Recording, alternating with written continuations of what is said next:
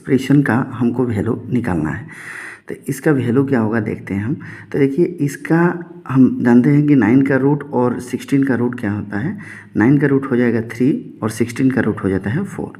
तो हम ये वैल्यू पुट कर देंगे तो ऐसे आएगा। देखिए 51 प्लस 134 प्लस 5 ये हो जाएगा 42 प्लस ये हो जाएगा 4 प्लस 3। तो अगर हम वैल्यू पुट करते हैं इसका 51 प्लस 134 प्लस ये 5 इंटू, अभी देखिए ये 42 प्लस 4 कितना हो जाएगा 46 ना। 46 प्लस 3 कितना हो जाएगा 49। तो 49 का रूट हमको करना है। तो अगर हम 49 का रूट करते हैं तो हमारा आंसर आता है 7। तो ये 7 को हम मल्टीप्लाई करेंगे तो 7 यहाँ आ जाएगा। अभी आएगा यहाँ पर 51 प्लस ये हम करेंगे 134 प्लस ये दोनों को मल्टीप्लाई करेंगे तो आएगा 35। अगर ये दोनों हमारा मल्टीप्लाई होगा इसमें तो इसका आएगा 51 प्लस 169 रूट होगा। तो 169 का रूट होता है हमारा 13। तो ये 51 प्लस 13 यानी कि रूट 64 और रूट 64 का आंसर होता है 8। तो इस क्वेश्चन का हमारा सही आंसर हो जाएगा 8। हाय फ्रेंड्स, आप सभी का मेरा यूट्यूब चैनल में स्वागत है। आप यहाँ देख सकते हैं कि मैं आप लोगों के लिए कुछ मैथ्स का क्वेश्चंस लेकर आया हूँ। सबसे पहला क्वेश्चंस होगा हमारा जो ग्रेड 3 और ग्रेड 4 के लिए इम्पोर्टेंट होने वाला है, साथ ही साथ और भी कॉम्पिटिटिव एग्जाम्स के लिए इम्पोर्टेंट होने वाला है। तो सबसे पहला क्वेश्चन हमारा दिया हुआ है, the LCM of the two number is 40 and their HCF is 4। If the difference between the two number is 12 then the sum of the number is.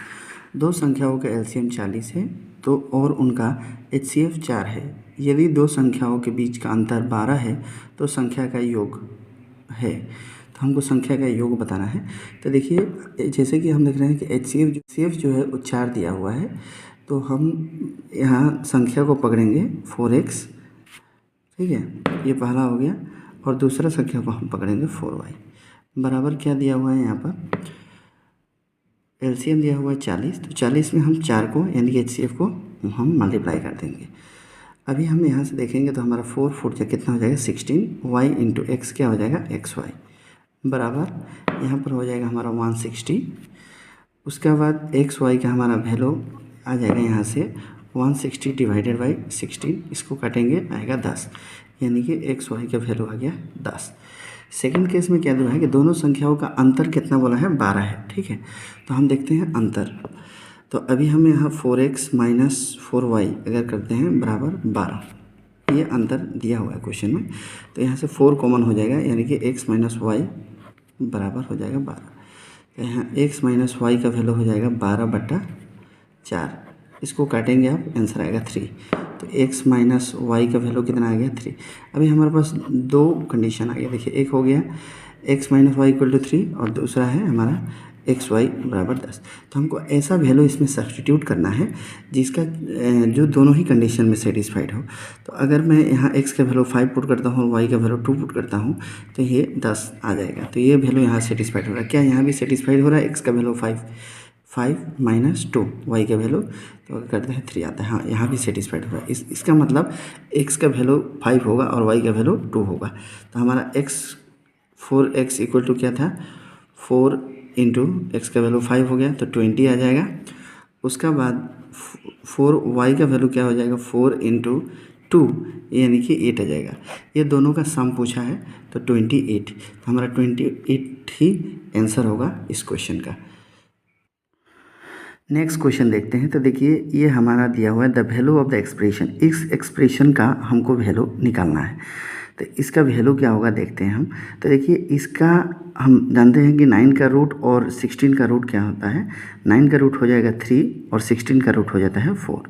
तो हम ये वैल्यू पुट कर देंगे तो ऐसे आएगा। देखिए 51 प्लस 134 प्लस 5 ये हो जाएगा 42 प्लस ये हो जाएगा 4 प्लस 3। तो अगर हम वैल्यू पुट करते हैं इसका 51 प्लस 134 प्लस ये 5 इंटू, अभी देखिए ये 42 प्लस 4 कितना हो जाएगा 46 ना। 46 प्लस 3 कितना हो जाएगा 49। तो 49 का रूट हमको करना है, तो अगर हम 49 का रूट करते हैं तो हमारा आंसर आता है 7। तो ये 7 को हम मल्टीप्लाई करेंगे तो 7 यहाँ आ जाएगा। अभी आएगा यहाँ पर 51 प्लस ये हम करेंगे 134 प्लस ये दोनों को मल्टीप्लाई करेंगे तो आएगा 35। अगर ये दोनों हमारा मल्टीप्लाई होगा इसमें तो इसका आएगा 51 प्लस 169 रूट होगा। तो 169 का रूट होता है हमारा 13। तो ये 51 प्लस 13 यानी कि रूट 64 और रूट 64 का आंसर होता है 8। तो इस क्वेश्चन का हमारा सही आंसर हो जाएगा 8। नेक्स्ट क्वेश्चन देखते हैं। The number when divided by 2 leaves 1 is when divided by 3 leaves 2 and when divided by 4 leaves 3 remainder 3। एक संख्या जब 2 से विभाजित होती है तो शेषफल 1 रहता है, 3 से भाग देने पर 2 शेष बचता है और 4 से भाग देने पर 3 शेष बचता है, वह संख्या है। ये क्वेश्चन को हम ऑप्शन देखकर ही सॉल्व कर सकते हैं। आप अगर देखें 25 को, तो 25 को अगर आप 2 से भाग देंगे तो शेषफल 1 बचेगा, ठीक है, लेकिन जब 3 से भाग देंगे तभी भी शेषफल 1 ही बचेगा। तो ये नहीं हो सकता है, क्योंकि 3 से भाग देने से हमारा शेषफल 2 बचना है। तो इसके लिए सूटेबल आंसर हो जाएगा हमारा ऑप्शन नंबर डी यानी कि 11। आप देखिए इसको 2 से भाग देंगे तो 2 5 जा 10, 1 आएगा रिमाइंडर। तो ये पहला वाला कंडीशन सेटिस्फाइड है। दूसरा वाला कंडीशन क्या है, 3 से अगर आप भाग देते हैं तो 3 3 या 9, रिमाइंडर आता है 2।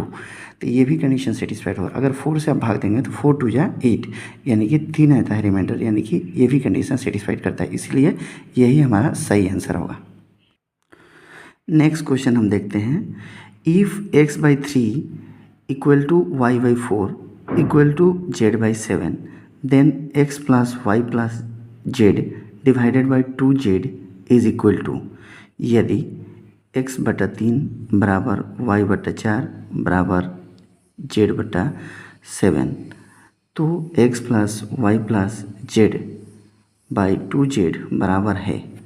तो इसका हमको इस प्रकार से करना होगा। पकड़ लीजिए, मैं अगर सब कंडीशंस के 4 के और 7 के, तो अगर हम इस सब को सम कर देते हैं यहाँ पर, जैसे ये दिया हुआ है क्वेश्चन हमारा x plus y plus z दिया हुआ है, इसको अगर हम सम करते हैं तो हमारा पुट करना है, सबको प्लस करना है। तो देखिए यहाँ पर 3k plus 4k plus 7k बटा में हमको क्या करना है 2 इंटू ये 7k होगा यहाँ पर। तो ये सब प्लस करेंगे तो कितना आएगा हमारा 14k आ जाएगा, ठीक है, 14k आ रहा है। और नीचे में 7 2 जा कितना होता है 14, तो ये भी 14k आएगा, यानी कि ये कैंसिल हो जाएगा, ये भी कैंसिल हो जाएगा, 1 बचेगा। तो इसका सही आंसर हमारा हो जाएगा, आंसर कितना हो जाएगा हमारा 1 होगा आंसर, यानी कि option number A is the correct. Next question देखते हैं हम। The sum of the 4 consecutive alternate number is 64, the smallest number amongst them is. 4 क्रमांगत एकांतर संख्याओं का योग 64 है, उनमें से सबसे छोटी संख्या है। तो इसमें देखिए कॉन्जिक्यूटिव अल्टरनेट नंबर का मतलब यानी कि क्रमागत एकांतर का मतलब है, जैसे अगर पहला को मैं x पकड़ता हूँ तो दूसरा सम करना है ना सबको, इसलिए मैं सम लिख रहा हूँ। तो दूसरा संख्या ये हमारा दूसरा संख्या हो जाएगा। तो एक छोड़कर x के बाद क्या आएगा x प्लस 1, तो मैं x प्लस 1 नहीं लिखूँगा, x प्लस 2 लिखूँगा, फिर प्लस x प्लस 3 छोड़ दूँगा तो x प्लस 4 लिखूँगा। यहाँ पर एक एक को छोड़ के लिखना है, मतलब अल्टरनेट में। फिर प्लस x प्लस 4 के बाद क्या आता है x प्लस 5, तो x प्लस 5 नहीं लिखकर मैं x प्लस 6 लिखूँगा, बराबर दिया हुआ है 64। तो यहाँ पर 1 2 3 4 x कितना हो रहा है हमारे यहाँ पर 4x प्लस ये देखिए 2 और 4 हो गया 6, 6 और 6 12, तो यहाँ 12 हो जाएगा बराबर 64। अभी 4x बराबर हमारा 64 में से 12 माइनस करेंगे तो कितना आएगा, 4 में से 2 जाएगा तो कितना आएगा 2, 6 में से 1 जाएगा तो 5, यानी कि 52। तो x बराबर हमारा आ गया 52/4 यानी कि 13। तो x का मान हमारा कितना होगा 13, यानी कि सबसे छोटा संख्या कितना हो जाएगा 13, यानी कि ऑप्शन नंबर ए ये हमारा सही आंसर हो जाएगा। नेक्स्ट क्वेश्चन देखते हैं। 2 numbers are in the ratio of 2:3 and the product of their LCM and HCF is 96. The sum of the number is, दो संख्याएं 2:3 के अनुपात में हैं और उनका LCM and HCF का गुणनफल 96 है, संख्याओं का योग है। तो इसमें हमको संख्याओं का योग बताना है। तो हम जैसे 2:3 लिखा हुआ था, हम संख्या मान लेते हैं 2x × 3x बराबर कितना दिया हुआ है 96, यानी कि product of the number is equal to LCM n × HCF। तो LCM × HCF तो ऑलरेडी दे दिया है, गुणा उसका गुणनफल तो दे ही दिया है ना LCM और HCF का, जो कि 96 है, तो इसलिए हमने वही लिखा। अभी ये दोनों को हम मल्टीप्लाई करेंगे तो कितना आएगा, ये 6x × x क्या आता है x² इक्वल टू क्या हो गया 96। तो ये x² equal to 96 divided by 6 करेंगे तो 6 से कितना बना जाएगा 6 × 1 = 6, 6 × 6 = 36। तो यानी कि x का वैल्यू हमारा कितना आ जाएगा √16, यानी कि 4 हमारा आ गया x का वैल्यू। तो x का मान 4 हो गया, तो हमारा 2x बराबर कितना हो जाएगा, ये 2 × 4 इक्वल टू कितना हो गया 8, और ये हमारा 3 × 3x इक्वल टू 3 × 4 कितना होगा ये 12। तो ये दोनों का सम करेंगे कितना होगा 20। वही सम तो पूछा है, 20, यानी कि option number C is the correct answer. Next question देखते हैं। If the salary of A is 25% more than that of B, how much percentage is the salary of B lower than that of A. यदि A का वेतन B के वेतन से 25% अधिक है तो बी का वेतन ए के वेतन से कितना प्रतिशत कम है। ये क्वेश्चंस देखिए, अगर आप पढ़ेंगे तो आपको ऐसा लगेगा कि इसका सही आंसर होगा 25%, लेकिन ये गलत है। आइए इसको सॉल्व करते हैं। तो देखिए, हम मान लेते हैं कि जो बी का है वेतन वो हो गया 100x, तो हमारा ए का कितना मानना पड़ेगा, इससे 25% ज़्यादा, यानी कि 125x। तो अभी डिक्रीज़ कितना डिक्रीज़ हो रहा है हम देखेंगे यहाँ पर, तो 25x माइनस 100x, तो कितना आ रहा है यहाँ पर आ जाएगा हमारा 25x। तो अभी परसेंटेज हमको निकालना है, कितना डिक्रीज़ परसेंटेज है, तो उसके लिए हमको 25x को ऊपर रखना पड़ेगा और टोटल जो है यानी कि 125x जो ए का था वेतन उसका हम लोग नीचे रखेंगे और नीचे में रखेंगे हम 100। x से x कट जाएगा, 25 से ये जाएगा 5 बार में और 5 से 100 कटता है 20 बार में। तो यानी कि प्रतिशत जो हमको निकालना है डिक्रीज़ प्रतिशत, तो डिक्रीज़ प्रतिशत हमारा हो जाएगा 20%। ये हमारा इसका सही आंसर है। आइए नेक्स्ट क्वेश्चन देखते हैं। If cos theta equal to a by b then the value of sec theta will be. यदि कोस थीटा बराबर a/b है तो सेक थीटा का मान होगा।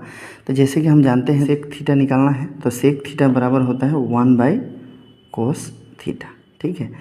तो हम देखते हैं कि सेक थीटा का वैल्यू हमको निकालना है, तो ये 1 कोस थीटा का वैल्यू कितना दिया हुआ है a/b दिया हुआ है, तो हमारा ये ऊपर b ऊपर जाएगा a नीचे रहेगा, तो इसका वैल्यू कितना हो जाएगा b/a। तो b/a किस में है b नंबर, यही हमारा सही आंसर हो जाएगा। सो सेक थीटा का मान कितना हो जाएगा b/a, ये वाला। नेक्स्ट क्वेश्चन देखते हैं। The perimeter of an equilateral triangle is 6 centimetre, the area of the triangle is. एक समबाहु त्रिभुज का परिमाप 6 सेंटीमीटर है, त्रिभुज का क्षेत्रफल है, तो उसका क्षेत्रफल हमको बताना है। तो देखिए, हम जानते हैं कि पेरीमीटर बराबर होता है, अगर कोई भी एक ट्रायंगल है, ये पकड़ लीजिए एक इक्विलैटरल ट्रायंगल होता है, तो ये साइड को अगर हम प्लस कर देते हैं तो ये हमारा निकलता है पेरीमीटर। तो इक्विलैटरल ट्रायंगल में ये तीनों साइड क्या होता है बराबर होता है, तो ये आंसर आएगा 3a। तो अगर हम इसको अगर हमको a का वैल्यू निकालना है यानी कि 3a बराबर दिया हुआ है 6 सेंटीमीटर, तो a का वैल्यू कितना हो जाएगा 6/3, तो ये हमारा साइड निकल गया, ठीक है। अभी एरिया यानी कि हमारा क्षेत्रफल बराबर क्या होता है, देखिए क्षेत्रफल बराबर होता है √3/4 इंटू साइड स्क्वायर, ठीक है, ये होता है साइड स्क्वायर। तो साइड हमारा वैल्यू क्या है, √3/4, साइड है हमारा 6/3, हम इसको काटेंगे नहीं, ऐसे ही रखेंगे स्क्वायर, ठीक है। अभी क्या है हमारा √3/4 इंटू 6 × कितना हो जाएगा 36, 3 × 3 = 9, तो ये कटेगा कितना 9 बार में, और 9 से ये 9 कैंसिल, तो बचा कितना हमारा √3, तो ये सेंटीमीटर स्क्वायर, यही हमारा आंसर है। यानी कि हमारा √3 जो आया है, जो कि ऑप्शन नंबर डी में है, तो डी ही हमारा सही आंसर हो जाएगा, option number D. Next question हम देखते हैं। देखिए ये जो हमारा क्वेश्चन दिया हुआ है, इसका हमको वैल्यू बताना है कि इसका वैल्यू कितना होगा या इसका मान कितना होगा। तो हम जानते हैं √0.04 का होता है हमारा, इसका अगर हम रूट हटाएंगे तो इसका आएगा 0.2 प्लस इसका आएगा 1.2 प्लस इसका आएगा 1.3 और ये लास्ट लगा यानी कि 0.0009 का आएगा हमारा 0.03 आ जाएगा, ठीक है।